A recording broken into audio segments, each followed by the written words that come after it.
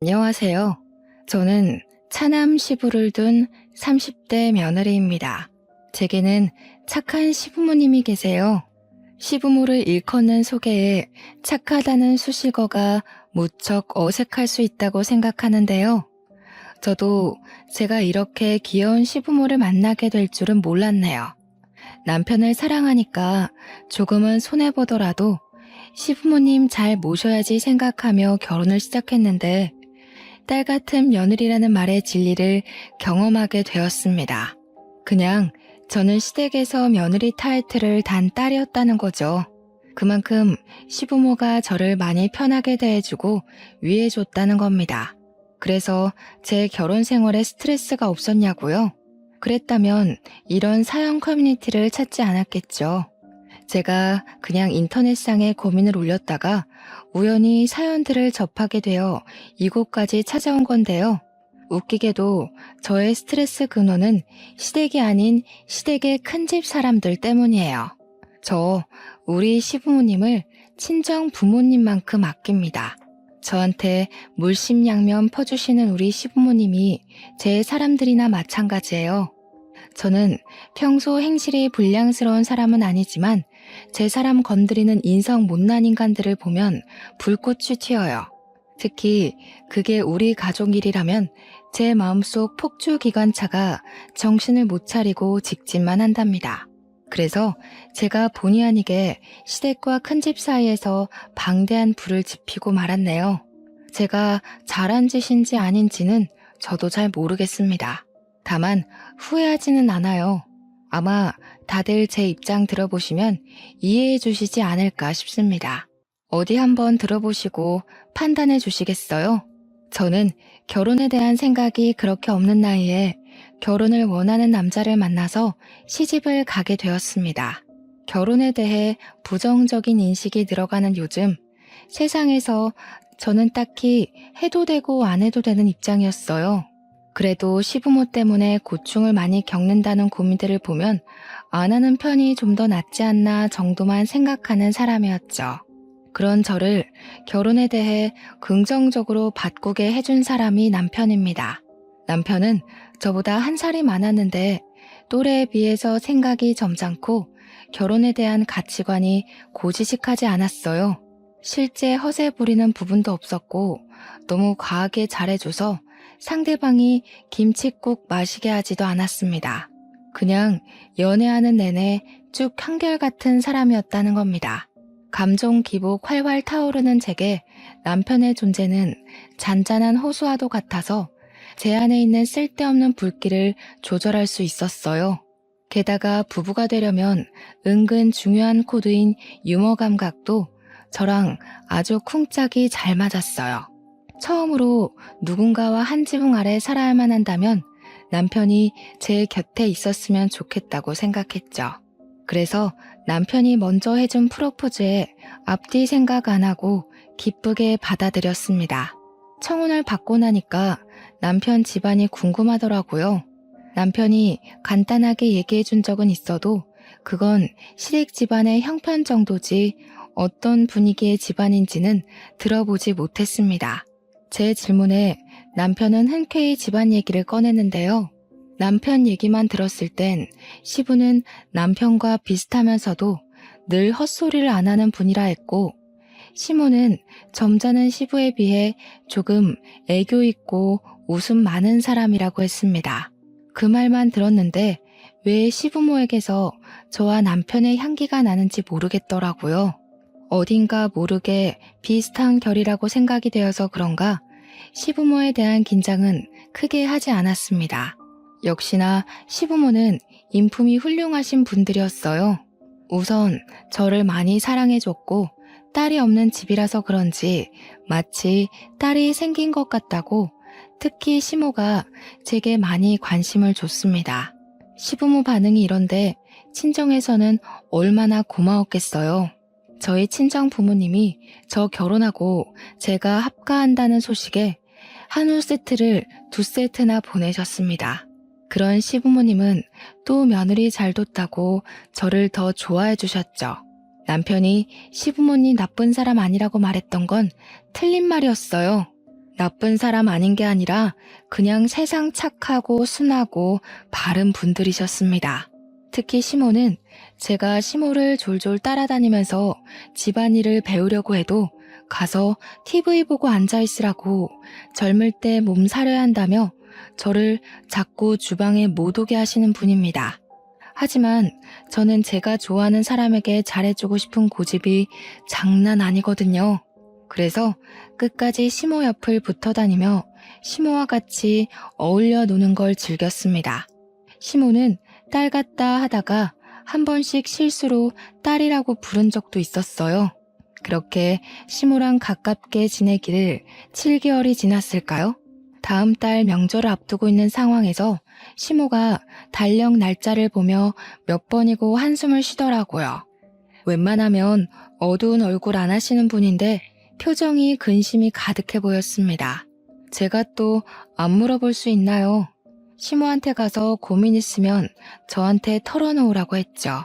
그때 처음으로 시댁을 괴롭히는 큰 집에 대한 존재를 듣게 되었습니다. 내가 그 집 사람들 만날 생각만 하면 이렇게 일찍부터 가슴이 콱 막히고 심장이 크게 뛰어. 어쩜 그리 못 됐는지 생각만 해도 치가 떨린다니까. 내가 세상 살다 그렇게 못돼 처먹은 사람들은 처음 봤다. 아이고, 또 내가 쉰소리를 해버렸네. 너한테 이럴 게 아닌데 참. 괜찮아요, 어머님. 저는 하늘이 두 쪽 나도 어머님 편이에요. 큰집 식구들이 그렇게 된데미가 없어요? 아버님한테 말씀해 보시지. 어머, 큰일 날 소리. 네 시애비는 그 집에 아주 충성을 한다, 충성을. 그러니 내가 혼자서 이리 소가리만 하고 있지. 아주 장남이 뭐라고 그저 큰형, 형수. 그 집 사람들 말이면 자다가도 벌떡 일어나는 게 네 시아버지야. 내가 어디다 하소연도 못하고 수십 년을 이렇게 살았다. 다른 집도 그랬는지 모르겠는데요. 시모 말로는 저희 시부가 어릴 적 가부장 제도가 좀 심한 곳에서 자란 사람이라고 했습니다.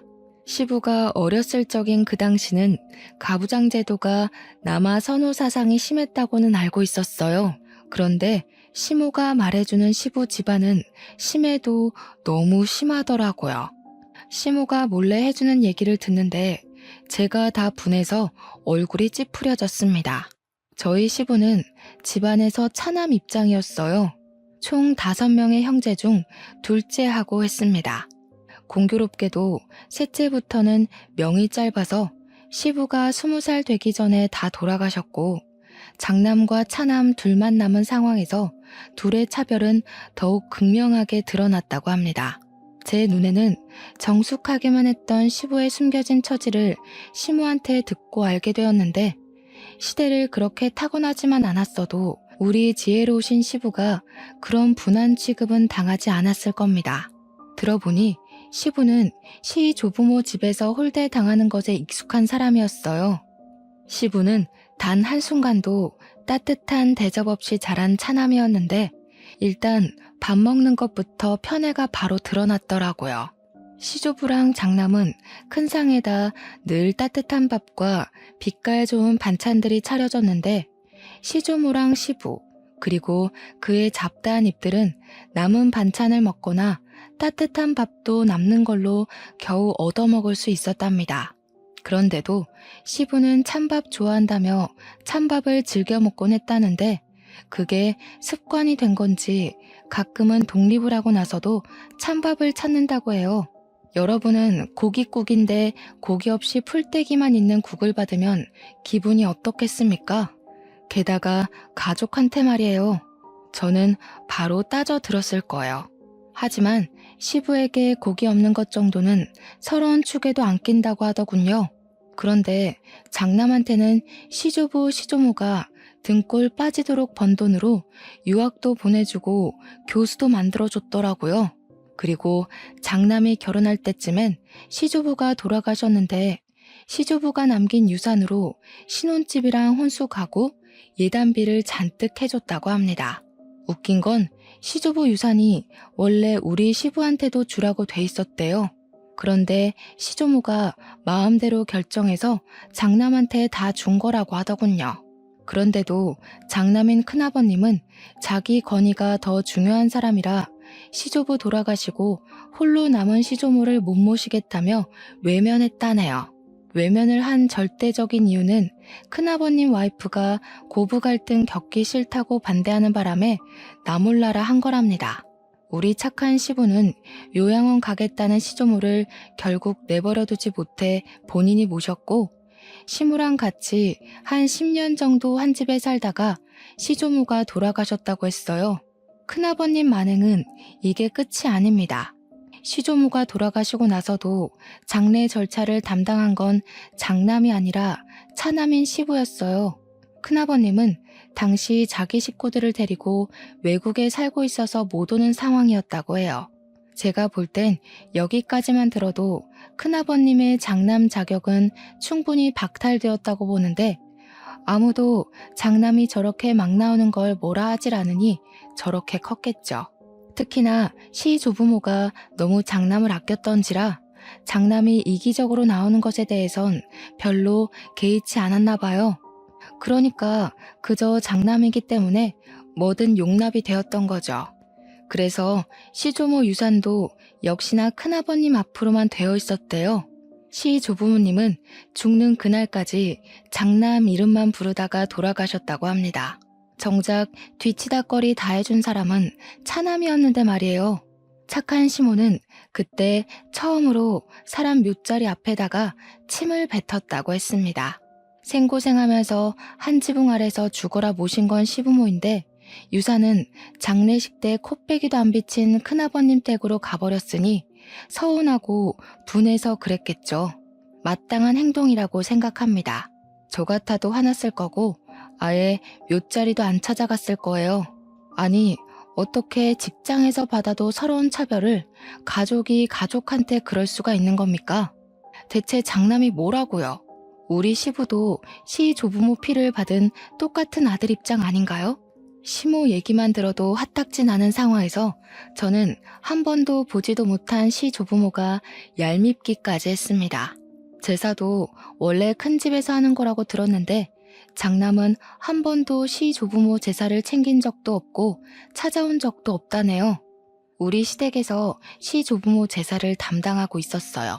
그 얘기를 들은 후로 저는 시조부모 제사를 챙기고 싶지가 않았습니다. 그래도 시부모가 챙기는 제사니까 따르긴 했는데요. 대신 절을 하면서도 제사상을 차리면서도 저는 속으로 시조부모를 엄청 원망하고 흉봤어요. 제가 시모한테 억울했겠다고 어떻게 그 고생을 다 참고 살았냐고 위로의 말을 조심스레 건넸는데 시모는 그냥 살다 보니 사라지더라네요. 그 시대는 대부분 그랬다고, 자기뿐만 아니라 다른 며느리들도 대개 같은 소가리를 했을 거라면서 씁쓸하게 웃을 뿐이었어요. 이건 시대적 배경이라 어쩔 수 없이 이해를 해야 된다고 하는데 저는 이해하고 말고보다는 일단 그런 차별 대우 자체에 화가 났어요. 주원 자식도 아니고 어떻게 친자식한테 그럴 수가 있는지 모르겠습니다. 솔직히 말하면 이해 하나도 안 했어요. 시모한테는 죄송하지만 속으로는 내내 딴 생각하면서 시조부모만 비난했습니다. 그렇다고 시부 집안에서 치켜 세웠다는 장남이 그리 대단한 사람도 아니었거든요. 제접받을 만큼 뭐라도 집안의 보탬이 된 사람이면 시조부모의 행실을 어떻게든 납득해봤을 텐데, 시모가 말하는 큰아버님은 듣기만 해도 이기적이고 자기밖에 모르는 사람이었습니다. 제가 이걸 시집 온 지 얼마 안 되고 들었을 땐 그저 시부 처지가 안쓰러웠어요. 그래서 착한 시부에게 더 잘해드리고 싶었고 시부의 경고는 귀 기울여 듣고 고치려고 했습니다. 그러나 큰 집을 처음 만나고부터는 시부의 경고를 지키려는 게 제 마음대로 안 되더군요. 큰아버님은 차례도 안 지내면서 자기가 큰 집인 걸 내세우며 명절에 인사는 오라고 하는 웃긴 집안입니다. 도대체 어느 나라 법인지 모르겠네요. 근데 시부는 그걸 또 군말 없이 꼬박꼬박 가고 있다고 했어요. 그래서 저도 결혼하고 처음으로 그 집을 방문하게 되었는데요. 저는 큰 집에 발을 들이자마자 황당한 상황을 겪었습니다.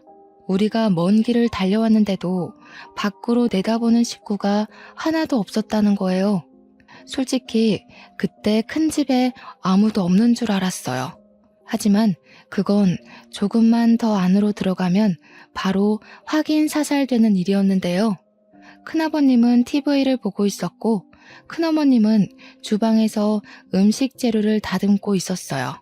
무려 2시간이나 걸리는 거리를 차까지 막혀서 4시간 만에 도착했는데도 반기는 사람이 없었습니다. 자주 왕래하는 사이도 아닌데 적어도 오는 길 고생 많았다고 한마디는 해줘야 되는 거 아닙니까? 그런데 우리가 모습을 드러내자마자 큰 집사람들이 하는 첫 마디가 뭔 줄 아시나요? 해 떨어지고 올 작정이었냐? 이 형수가 혼자서 저 많은 거 다 다듬느라 허리가 두 쪽 났다. 오늘 같은 날은 당연히 차 막히는 거 몰라? 생각이 있으면 일찍 나섰어야지. 저게 큰아버님이 시부한테 처음 던진 말입니다. 어디 큰아버님만으로 끝이게요? 큰어머님도 뒤처질세라 주방에 들어간 시모한테 쓴소리를 뱉었어요. 아이고 참나. 손님 나셨다 나셨어. 오다가 어디 고랑이라도 빠져 죽은 줄 알았네. 더 늦었으면 짜증나서 그냥 돌아가라 할 뻔했어. 물 한 모금도 못 먹고 일만 했더니 입이 바싹 말라 죽겠다. 말할 기운도 없네. 내가 손질은 다 했으니까 수월할 거야. 6시까진 끝내라. 인상 팍 쓰면서 우리 시모한테 앞치마를 툭 던져주고 주방을 나가는 큰어머님을 보는데 와, 인사하기 싫더라고요. 그래서 큰어머님이 주방 빠져나오며 저랑 눈이 마주쳤는데 제가 그냥 쌩까버렸습니다. 큰어머님 시선이 계속 저를 따라오는 게 느껴졌지만 무시하고 우리 시모 따라 주방에 쏙 들어가 버렸어요.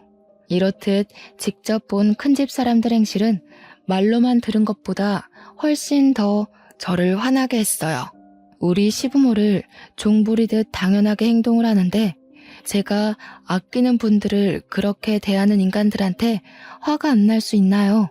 우리 착한 시모도 뒤에서는 큰집 식구 욕을 마구 했지만 정작 큰어머님 앞에서는 아무것도 못하고 깨갱하는 수준이더라고요. 그게 너무 마음이 아팠어요. 그간 어떻게 지내왔는지가 보였거든요. 큰 집에 있는 며느리들은 맞벌이 한다고 원래부터 명절의 음식 자체를 못하는 사람들이라고 했는데요.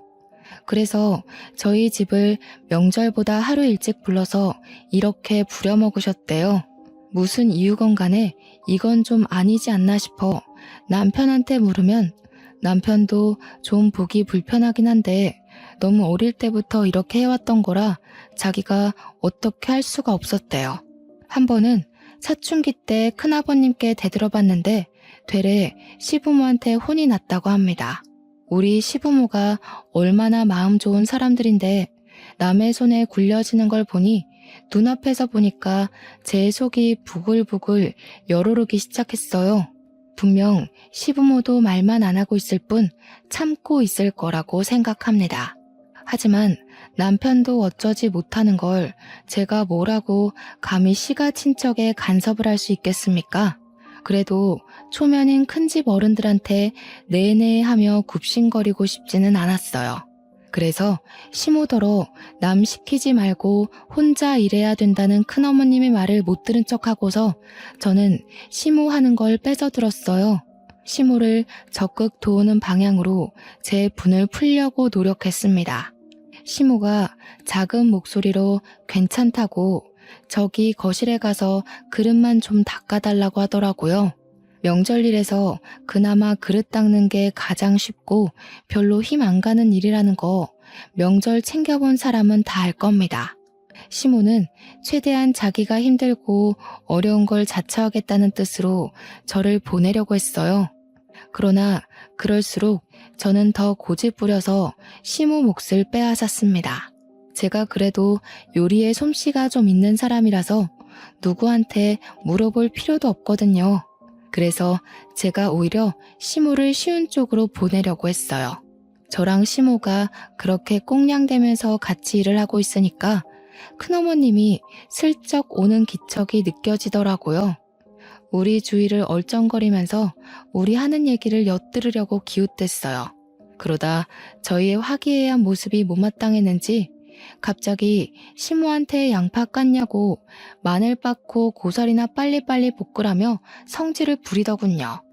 그러니 시모가 저랑 떠들다 말고 후다닥 다른 일을 하러 갔습니다. 시모가 떠나고 큰어머님만 제 반경에 남아 있었는데 저는 끝까지 큰어머님 안 돌아보면서 바로 표정 굳혔어요. 그냥 제 할 일만 했죠. 그러니까 큰어머님이 제가 마치 자기 며느리라도 되는 것 마냥 저한테 이래라 저래라 시키려고 하더라고요. 처음엔 무시했습니다.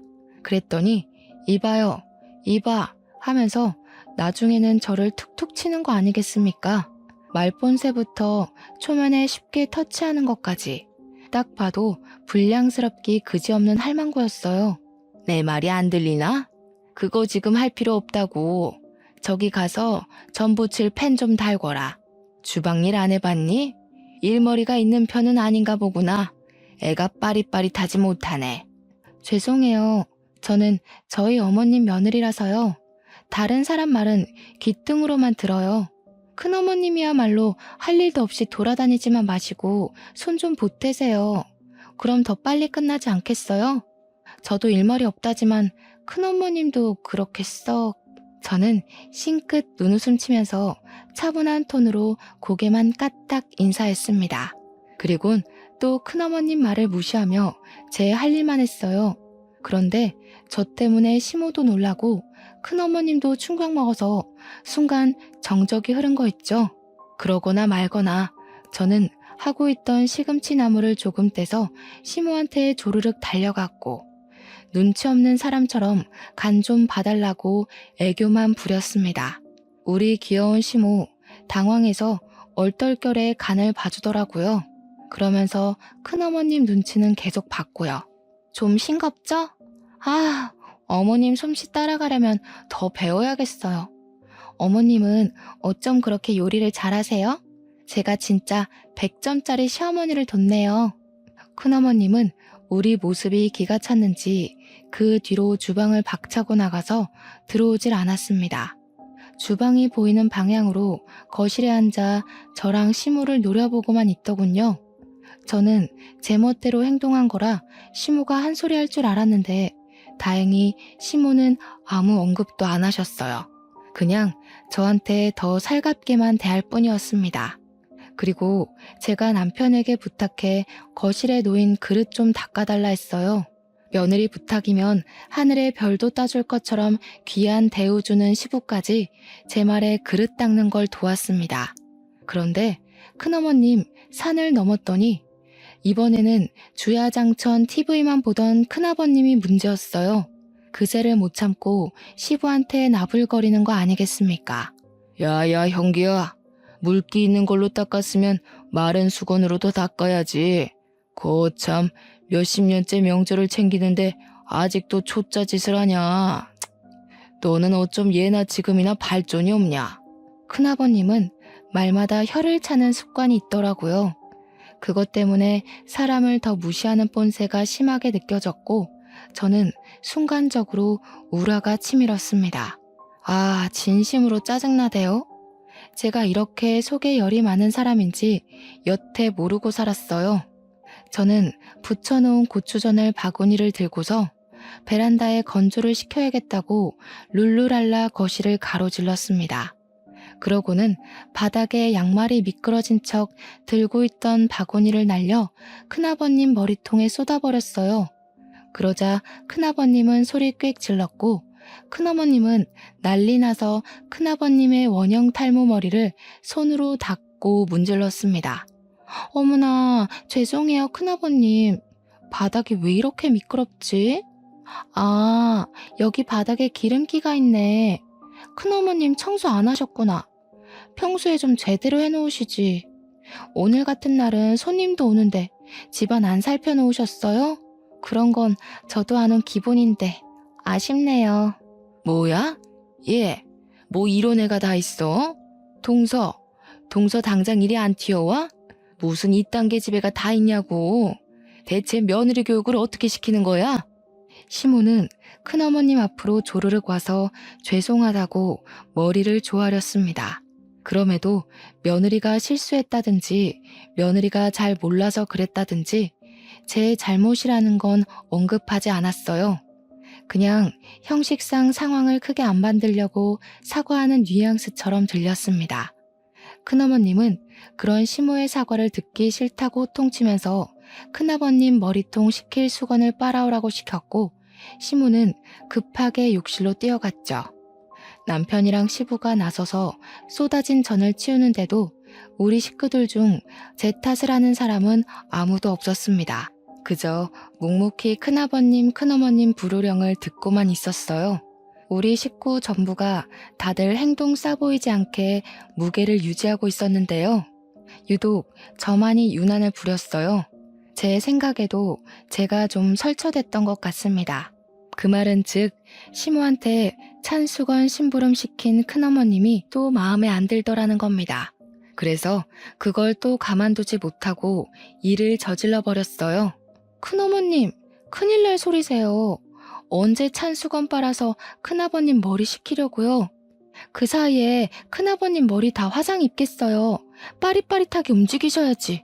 그리곤 저는 시부가 그릇 닦느라고 젖은 수건 더럽혀 놓은 걸 주워서 큰아버님 머리에 찰싹 붙였습니다. 평소 결벽증 있다는 큰아버님은 냄새나는 행주 공격에 충격받아서 그대로 얼어붙었고 큰어머님이 대신 악소리를 지르며 저를 밀쳐냈어요. 시모가 찬 수건을 가져왔을 때는 이미 큰어머님이 저더러 당장 이 집에서 꺼지라고 호통치고 있는 중이었어요. 저는 큰어머님 목청에 놀라고 겁먹은 척 눈물을 보였고 귀를 틀어막으며 큰어머님한테 부탁했어요. 큰어머님, 화통 삶아먹은 줄 알겠어요. 제가 어릴 때 교통사고 때문에 큰 소리에 트라우마가 있어서요. 제발 목소리 좀 낮춰주세요. 당장 끌어내라. 무슨 저런 년이 다 있나 몰라? 어디 어른한테 버르장머리 없이 이래라 저래라야? 빨리 꺼지지 못해? 제 도발에 얼굴까지 시뻘개진 큰어머님은 저를 잡아먹을 듯 쏘아봤습니다. 저는 겁먹은 척 얼빠져 있는 남편과 시부, 시모를 데리고 그만 가보겠다고 급하게 인사드렸어요. 물론 죄송하단 말은 해줬습니다. 시부의 가족이라니까 일말의 예의라고 봐주시면 되겠어요. 어쨌든 저도 제가 왜 큰 집에서 그런 소동을 벌였는지 모르겠어요. 풍비박산 수준으로 망쳐버린 첫 명절. 제가 제 분을 참지 못해 시부모 허락 없이 큰 집을 뒤집어버린 거 아니겠습니까? 집에 귀가하고 나니까 그제야 시부모님 눈치가 보이더라고요. 그래서 별다른 변명 않고 입 싹 닫고서 집에 들어가자마자 무릎을 꿇었습니다. 시부모께 죄송하다고 용서를 빌었어요.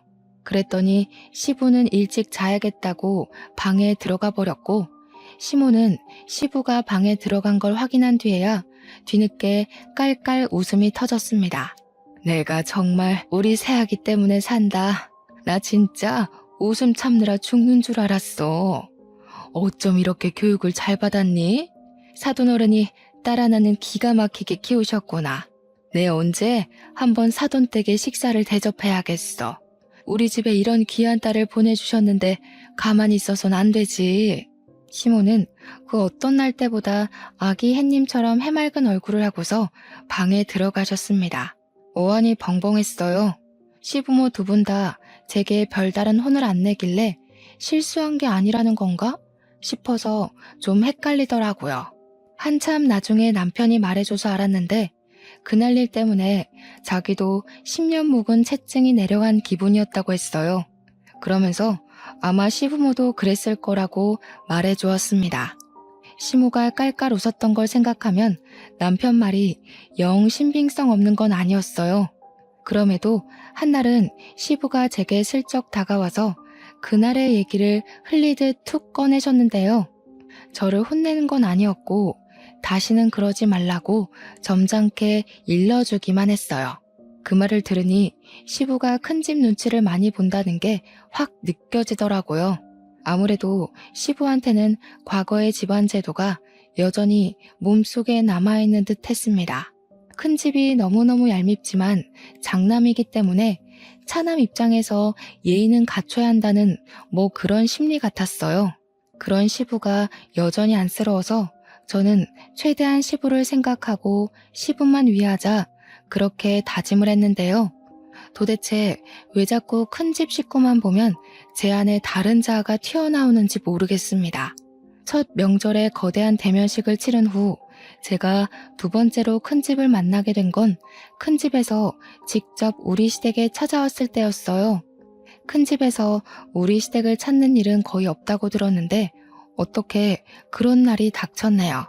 그런데 시작도 하기 전 불만스러웠던 건 저희가 큰 집을 찾았을 때와 다르게 시부모님이 큰 집에서 도착한다는 시간보다 1시간이나 먼저 맞이할 준비를 하더라고요. 마치 집안에 또 다른 행사라도 생긴 것 마냥 집안 상태며 냉장고 상태며 화장실이며 신경 쓰는 게 한둘이 아니었습니다. 시모 말로는 큰 집이 참 말 많은 사람들이라서 그게 너무 지치고 피곤하니까 미리 차단하려고 그러는 거라네요. 그렇게 도착한 큰 집 사람들을 저희가 다 쪼르르 나가 환대를 해주었습니다. 큰 집을 문 앞에 마중 나간다는 것 자체가 못마땅했지만 시부가 하니까 저도 시부를 위해서 예의를 차렸어요. 제가 안녕하세요 하는 순간 큰어머님이 제 앞을 지나가면서 저를 엄청 째려보더라고요. 지난 명절 때 일로 계속 화나 있는 듯 했어요. 그리고 큰아버님은 이번에 모자를 쓰고 오셨더라고요. 혹시 그날 진짜 화상이라도 입으신 건가 했더니 모자를 벗은 뒤 깔끔한 머리통인 걸 보고 안심했습니다. 모자도 그냥 벗은 게 아니라 눈앞에 차려진 다과상에 뜨거운 게 없는지 살핀 후에야 벗더라고요. 그러면서 큰아버님이 저를 슬쩍 눈치 보셨는데 그땐 살짝 웃음이 나올 뻔했어요. 그도 잠시. 큰집 사람들 앞에서는 역시나 웃음이 사치더군요. 큰 집에서 우리를 찾아온 건 정말로 염치 없는 이유였습니다. 내가 네 앞으로 해준 과수원 머리다. 그거 좀 다시 나한테 돌려야겠다. 그동안 관리해주느라 욕봤으니 수고비는 따로 챙겨줄게. 한 5천이면 되겠지? 과거에 시조부모가 운영했던 작은 과수원이 하나 있었는데 그걸 시조부가 돌아가시고 시조모 혼자 관리하기가 힘들어서 큰아버님 앞으로 명의를 돌렸다고 했는데요. 원래는 그게 큰아버님이 맡았어야 할 과수원이었다는 거예요.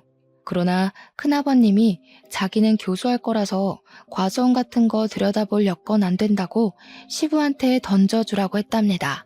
그래서 시부는 과수원 일 때문에 하고 싶은 공부까지 포기하고 과수원만 정성껏 돌보며 살았대요. 과수원은 시모를 만나기 전부터 갖고 있던 거라 어쩌면 시부의 세월이 고스란히 묻은 고향과도 같은 것이었어요. 시부는 과수원도 시 조부모가 남긴 유산이라면서 자기에게 남은 유일한 부모의 존재라고 보고 엄청 아끼는 보물이라 했습니다. 과수원이 가족 다음으로 소중한 재산이라고 말씀하시던 시부 마음에 감동받아 제가 똑똑하게 기억하고 있었어요. 그런데 그게 원래 큰아버님 거라는 건 그날 처음 들은 사실이었습니다. 이걸 팔겠다는 거야? 그건 안 돼. 아버지가 얼마나 아낀 건지 알잖아. 이렇게 확장까지 해서 규모도 꽤 커졌어. 갑자기 팔아넘기면 우리 과수원이랑 협력한 업체는 다 어떡하라고. 계약 위반이야 이거. 어지간히 효자인 척한다. 아버지 어머니 돌아가시고 없는데 계속 키워봤자 뭐하냐. 두 분 살아계실 때나 갖고는 척 선심 써줬으면 된 거지. 계약 자랑은 말솜씨만 좋으면 다 타협할 수 있는 거고. 너도 과수원 때문에 네가 하고 싶은 일 못하면서 살았잖아. 이제라도 나한테 넘기고 넌 노후에 하고 싶은 거 하면서 지내. 시부는 늘 큰아버님 말에 오케이를 하던 사람이었습니다. 그러나 이번 제안만큼은 쉽게 고개를 끄덕이지 못하시더군요. 시부의 심기가 많이 불편한 것이 제 눈에도 다 보였습니다. 시부가 대놓고 티를 내셨거든요. 그러니 다른 식구들 눈에도 당연히 들어왔겠죠. 큰아버님도 시부가 바로 답을 안 주자 이것 봐라 싶었는지 헛웃음을 뱉었습니다. 어쭈? 설마 너 그 재산 탐내냐? 내가 너더러 땅덩어리 관리만 하라고 했지 주제넘게 재산 탐내라고 그랬어? 얘가 아주 요망스러운 생각을 하고 있었네. 내가 진작에 안 찾아왔으면 아주 꿀꺽했겠다.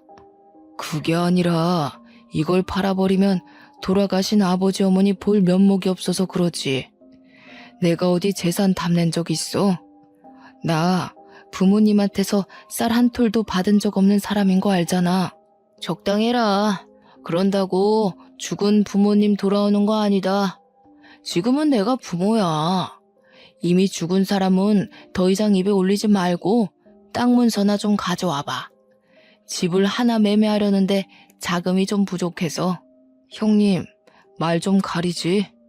부모님이 형님한테 어떻게 해줬는지 잊었어? 형님 지금 호의호식하고 사는 거 다 부모님 덕분 아니야? 다른 사람은 막 나가도 형님은 그러면 안 되지. 형님만큼은 죽을 때까지 부모님 기리고 기억하면서 감사하고 살아야 돼. 그런데 뭐? 죽은 사람? 이게 교수했다는 사람 입에서 나올 말이야? 이 자식이 약을 잘못 먹었나? 지금 대꾸하냐? 너 이 새끼 땅 넘기기 싫어서 괜히 질질 끌려는 거지? 원래 그거 내 땅 아니냐? 와, 웃기는 새끼네. 부모 앞에서 고상한 척 욕심 없는 척 하더니 결국 이거였어? 내가 아주 호랑이 새끼를 키웠구나. 어른들의 신경전은 한낱 젊은 사람들의 신경전과 차원이 달랐습니다. 쌍욕이 없는 가벼운 듯한 대화이면서도 눈빛이 주고받은 기운 때문에 분위기 무게가 정말 삼엄했어요. 매일 큰아버님한테 져주던 시부가 처음으로 의지를 굽히지 않자 두 분의 팽팽한 기싸움은 더 무섭고 길게 이어졌습니다. 그 상황에 큰어머님은 재산 문제는 남자들끼리 얘기해야 된다고 시모를 데리고 자리를 떴어요. 당연히 저도 우리 시모를 따라 나섰고요. 그런데 알고 보니 큰어머님은 자리를 피해준 게 아니라 시모한테 겁박 주려고 방에 끌고 온 거더군요. 괜히 법정 싸움으로 치닫지 말자 동서. 우리 아들들 돈 많은 집 며느리한테 장가간 거 알지? 첫째 며느리가 법조인이야. 괜히 서로 피부면서 영 끊는 짓 하지 말고 쉽게 가자고. 제가 뭐 마음대로 결정할 수 있는 일인가요? 남자들 결정에 따르는 거지. 듣자 하니까 남편은 별로 안 남기고 싶어 하는 것 같은데 저는 남편 말 따를 겁니다. 저한테 이러시는 거 아무짝에 소용없어요. 말기 못 알아먹네. 그래서 지금 버티겠다는 거야? 우리 며느리한테 전화해. 아무리 명의가 너희 쪽으로 돼 있다고 해도 우리 며느리가 법조인인 이상 너희들 손해야. 팔은 안으로 굽는 법이거든. 나 세 번째까지는 곱게 안 묻는다. 땅 문서 어딨어? 난 그런 거 모른다니까요. 그런 중요한 것들은 남편이 다 관리하지 난 아무것도 손 안 대요. 솔직히 내가 안다고 해도 별로 알려주고 싶지는 않네요. 저희 집에 뭐 하나 신경 써준 적도 없잖아요. 시모는 제가 옆에 있어서 그런지 나름 용기 내서 큰어머님께 할 말을 잘하셨습니다. 그런 시모가 자랑스러웠어요. 큰어머님을 화나게 하는데 충분히 성공했더라고요. 얌전한 고양이가 부뚜막에 올라간 셈이었죠. 하지만 큰어머님이 참지 않고 법조인 며느리한테 전화를 걸겠다고 폰을 들었을 때 시모 표정은 금세 후회를 되찾았습니다. 시모 눈동자가 불안으로 떨리는 걸 봤어요. 시모는 아마 시부와 의논 없이 혼자 결정하는 걸 잘 못하는 것 같았고 시부 허락 없이 큰 일을 만들지도 못하는 사람 같았습니다. 그 사이 큰어머님은 진짜로 첫째 며느리에게 전화를 걸었어요. 그런데 신호음이 가기도 전에 곧바로 전화가 꺼졌습니다. 큰어머님이 당황해서 다시 전화를 걸었는데 또 안 받았어요. 큰집 사람들을 보면 의외로 웃긴 포인트가 좀 있어요. 전화 튕기는 걸 보는데 큰어머님의 당혹스러운 표정이 너무 재밌어서 순간 웃음이 터질 뻔했지 뭡니까. 그러면서 큰어머님이 애써 변명을 가미했는데요. 우리 며느리가 지금 재판이 있나 보네. 바쁜가 봐 하면서 태연한 척을 하는데 얼마나 우습던지. 심지어 더 웃긴 상황은 따로 있었습니다. 큰어머님이 자기네 며느리들은 바빠서 한가하게 집에만 있는 저랑은 다르다는 식으로 비꼬고 있을 때였어요. 전화를 튕겼던 첫째 며느리한테서 다시 전화가 걸려온 겁니다. 그러자 큰어머님 표정이 승기라도 잡은 것 마냥 들뜨더라고요. 바로 시모 얼굴 앞에다가 당당하게 자기 폰을 들이밀면서 자랑을 했습니다. 좀 봐라 얘. 아무리 바빠도 얘들이 이렇게 예의가 바르다. 다시 전화 주잖니. 이 애들은 우리를 아주 하늘로 모셔. 누구처럼 감히 며느리가 시애미한테 시시덕거리면서 까불지 않는단 말이다. 며느리에도 다 급이 있는 거야. 동서는 어쩜 며느리 보는 눈까지 없었대? 큰어머님은 저랑 시모를 쌍으로 엿먹여주고서 뿌듯하게 전화를 받았는데요. 받자마자 수화기 너머로 첫째 며느리의 성난 목소리가 쨍쨍 울렸습니다. 먼저 전화하지 말라고 했는데 왜 자꾸 전화하냐고. 약속 어기면 당장 이혼해버릴 거라는 협박의 톤이 묻어 있었어요. 큰어머님이 늙어서 귀가 안 좋으니까 음량을 크게 해놨는데 덕분에 우리한테도 다 들렸던 거죠. 차라리 전화 안 받을 때가 덜 쪽팔렸겠어요. 훨씬 더 매정하게 끊긴 전화는 큰어머님 얼굴을 시뻘겋게 만들었습니다. 정적이 흘렀는데 그 순간 저는 이때다 싶어서 시무 팔짱을 끼며 말했어요. 참, 어머님, 제가 아버님한테는 말씀드렸는데 어머님한테는 기회가 안 돼서 말 못했는데요. 저희 큰아빠가 얼마 전에 판사 퇴직하셨거든요. 인맥이 엄청 넓으셔서 우리 큰아빠 이름 대면 후배들이 다 안 돼요. 근데 큰아빠가 저를 엄청 아껴요. 제가 시집갈 때 아빠 말고 큰아빠가 울었거든요. 잠깐만 기다려보세요. 저도 오랜만에 전화 좀 해봐야겠네요. 거기서 시모는 역시 계속 얼떨떨하게 저를 바라봤고 큰어머님만 어리둥절했어요. 큰어머님이 진짜로 자기 며느리한테 전화를 걸었던 것처럼 저도 거짓말 않고 진짜로 큰아빠한테 전화를 했거든요. 역시 우리 큰아빠. 컬러링 들리기도 전에 받더라고요. 큰아빠 집에는 아들밖에 없어서 시부모가 저를 예뻐해주는 것처럼 큰아빠도 제게 딸 그렇게 불러줍니다. 큰아빠, 오랜만에 전화해서 이런 말부터 하는 거 미안해. 우리 아버님이 아버님 명의로 된 가수원을 갖고 있는데 그걸 자꾸 무단으로 달라고 협박하는 사람이 있어서 아무래도 우리가 소송해야 될 것 같아. 큰아빠가 손 써줄 수 있죠? 당연하지. 누구 부탁인데. 그런데 누가 남의 명의로 된 땅을 욕심부린다니.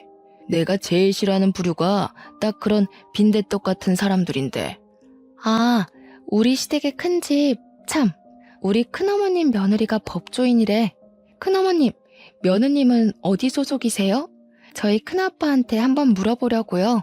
너무 약을 올려버렸는지 제 말에 깜짝 놀란 큰어머님은 그제야 사색이 되며 제 폰을 빼앗으려고 했습니다. 저는 큰아빠한테 다시 전화하겠다고 하고 그대로 끊어버렸죠. 그러고는 제가 악력을 쓰려는 큰어머님의 손길을 탁 쳐내버렸어요. 제발 고집 좀 부리지 마시고 분수에 넘치는 짓 하지 마시고 자식들 발목 잡는 짓도 하지 마시고. 예? 자랑스러운 장남을 이혼남 만들면 안 되잖아요. 둘째, 셋째 아들까지 있다고 했었나? 자식들 평생 법적 문제에서 불이익 받게 해줘요? 너 이거 협박죄다. 어디서 어른한테 따박따박 말대답이야? 사람 사들여서 연기하는 거지?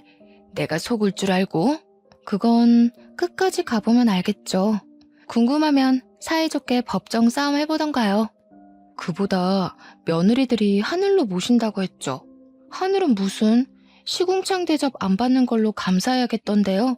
괜히 일 벌였다가 자식들이랑 며느리한테 버림받지 마시고 지금이라도 정신 좀 차리세요. 이제는 우리 시모가 아니라 큰어머님이 누나를 불안하게 굴리셨어요. 그러면서도 대꾸는 못해서 바보같이 어버버거리기만 하더라고요. 이후 저희에게 그 어떤 잘난 체도 못하고서 쌩 방을 나가버렸습니다. 얼마나 당황했으면 나가다 문턱에 발가락을 찧었는데도 절뚝거리며 뛰쳐나가버릴까요? 시모를 모시고 그 뒤를 따라 나갔더니 거실에선 큰아버님이 시부 멱살을 잡고 있는 장면이 기다리고 있었어요. 시모가 깜짝 놀라서 시부한테 달려가려 했는데 그럴 필요가 없을 것 같아 제가 시모를 붙잡았습니다. 곧 큰어머님이 알아서 큰아버님과 시부를 갈라놓더니 큰아버님 옷을 챙기고 모자를 챙기고 난리가 났더라고요.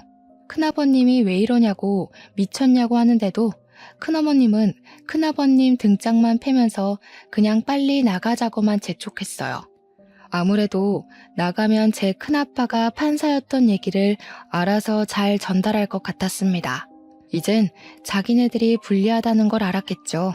이미 땅덩어리가 시부 이름으로 되어 있는데 법으로 덤빈다 한들 무슨 소용 있다고 두둑한 배짱을 갖고 덤볐는지 모르겠네요. 관리도 처음부터 계속 우리 시부만 해와서 명의가 큰아버님 거였다고 해도 기여도에 따라 우리 쪽에서도 지분을 받을 수 있대요. 결국 어떤 법이든 간에 큰 집 쪽이 불리하다는 겁니다. 그런데도 배 내밀고 떵떵거렸던 이유는 왠지 그 법조인 며느리 하나 믿고 있어서 그런 것 같아요. 이러나 저러나 일은 잘 해결되었습니다. 그날 대판 싸운 이후로 큰 집은 2년이 지난 지금까지 우리 시댁을 찾지 않고 있어요. 양심 없이 명절에 부르지도 않고 귀찮게 땅 내놓으라고 시비 걸지도 않습니다. 시부는 어떻게 큰 집과 연락을 잇고 있는지는 모르겠으나 그 외의 식구들은 전부 큰 집의 갑질에서 해방이 되었어요. 시모랑 남편은 이게 다 저 덕분이라고 항상 사랑스럽다고 해줍니다. 밥상에 매일 맛있는 것도 올라와요. 다소 철딱선이 없었을 수 있을 저를 예쁘게 봐준 시부모 덕분에 저는 현재도 아주 행복한 결혼 생활을 보내고 있습니다. 사실 딸을 임신한 지도 8개월이나 됐어요. 그렇잖아도 저를 복덩이 대우해주던 시댁에서 임신까지 해버리니 아주 왕비만큼이나 후한 대접을 받고 있네요. 지금이 너무 행복해서 이 꿈에서 영영 깨고 싶지가 않아요. 제 인생이 이렇게 쭉 순탄하길 속으로 항상 바라고 있습니다. 다들 저만큼 행복하시고 저보다 더한 행운 받으셨으면 해요. 들어주셔서 감사합니다.